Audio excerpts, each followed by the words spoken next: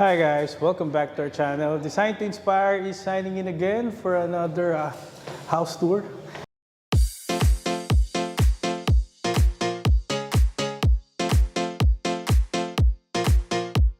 So, this house will be turned over soon. So, naglilinis kami ngayon dito. So, I'm gonna ikot you around sa house na dinesign ng Design to Inspire at ginawa po natin. So, tara, simulan natin. So, from outside, ayan. So, ito yung bahay na ginawa natin. So, meron pa rin nakalagay dito na parang blue sack. So, hindi pa natin tinatanggal. So, tara, pasok tayo sa house. This is actually a 400 square meter lot area. And ang ating bahay is around 320 more or less yung ating floor area. So, pagtanggal niyan, ito na yung makikita mo from the inside. So, ayan, still in progress, patapos na. So, ito yung pinakabahay. So, yun yung main door. Ayan. Tapos, parking yan. Ito yung parking. And, dito, ito yung magiging koi pond. So, pwede mo yung daanan. Ayan. Ayan. So, pond yan. Lighted yan. Pero, hindi pa tapos. Malapit na. Ayan. So, meron tayo dong plant box. And, yun, may ilaw. So, meron tayong mga wall lamps dito. So, wala tayong ilaw sa eaves kasi yung ating mga wall lamps abot hanggang eaves. Ayan. So, high ceiling siya. Ayan. This area is adjacent to the dining area. Ayan. So, kapag may kailangan mo ng extra space from the dining area, pwede mo buksan. So, pwede ka dito. Pwede ka rin dun sa side. So, pagpasok mo, ito na yung ating living area. So, ayan. So, high ceiling tayo sa living area. Tapos gumawa tayo dun ng cove light. Okay, so ikakabit natin yung ating chandelier dyan, pababa. So, ito yung view mo from the main door. So, nandito yung living area. Ayan, tanaw mo lahat. All white, open lahat. And, pagpasok mo, ayan, pasok tayo. So, kita mo lahat, no? Maluwag lang. Malinis.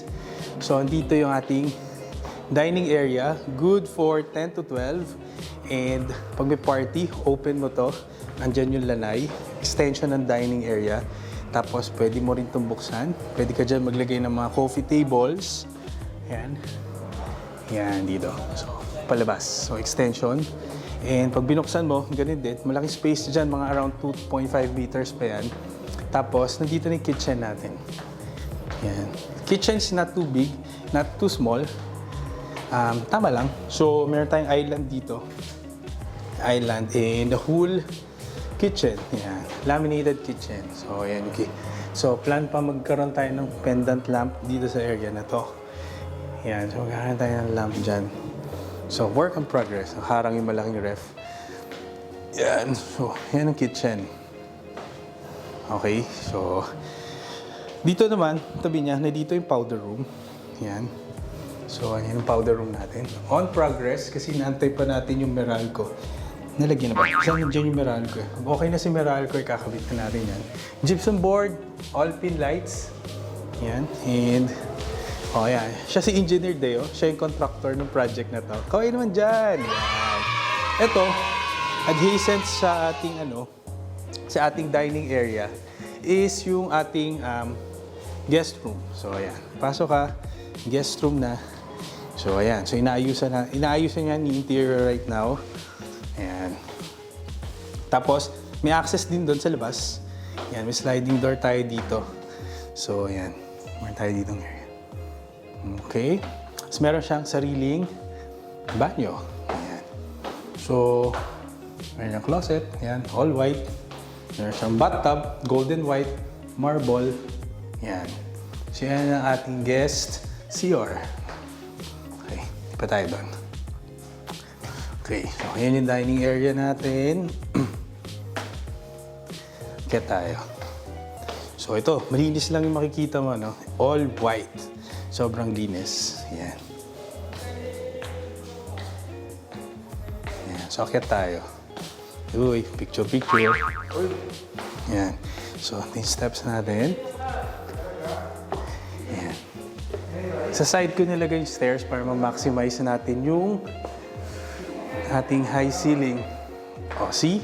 Pag nandito ka sa taas, actually kita mo lahat, may mga window, yung windows ko malalaki. So from second floor, yan, tanaw mo yung buong labas. Yan. Okay, so malalaki yung ating mga windows. Tapos, itong area na to, kung makikita nyo, ito yung ating multimedia area o yung ating family area. Okay, pasok tayo. Laki, no? Ayan. So ito open pa, no? Delikado. So meron pa tayong ditong glass. Per plan natin na magkaroon dito ng minibar. Ayan. So dyan yun. Tapos pag nakabit na yung glass railing natin dito, tanaw mo from the from the movie room, itong high ceiling natin. Diba? Lupet. Yan. Tapos, meron tayong projector. Yan. So, naka-project siya right now, John Wick. Yan. So, it's 150 inches maximum. Yan.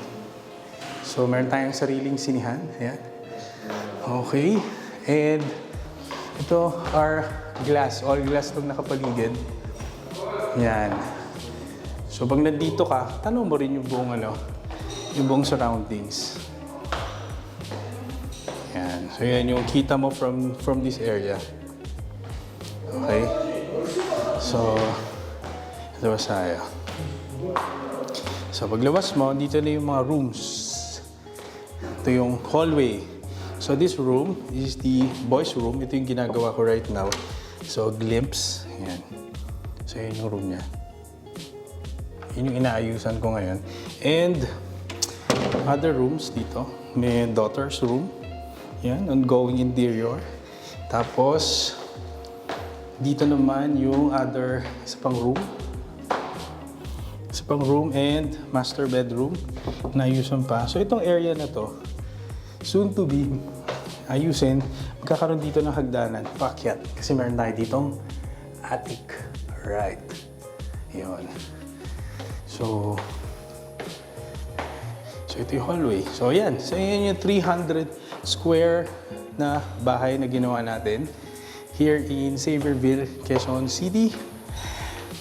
I hope na-inspire kayo guys sa ating ginagawa na project. Yan. Shinare ko lang.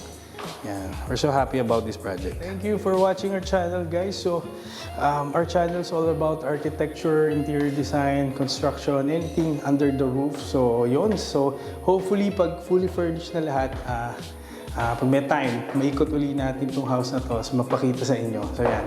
Thank you for watching, guys. Please do not forget to subscribe and like our channel, and be safe, everyone.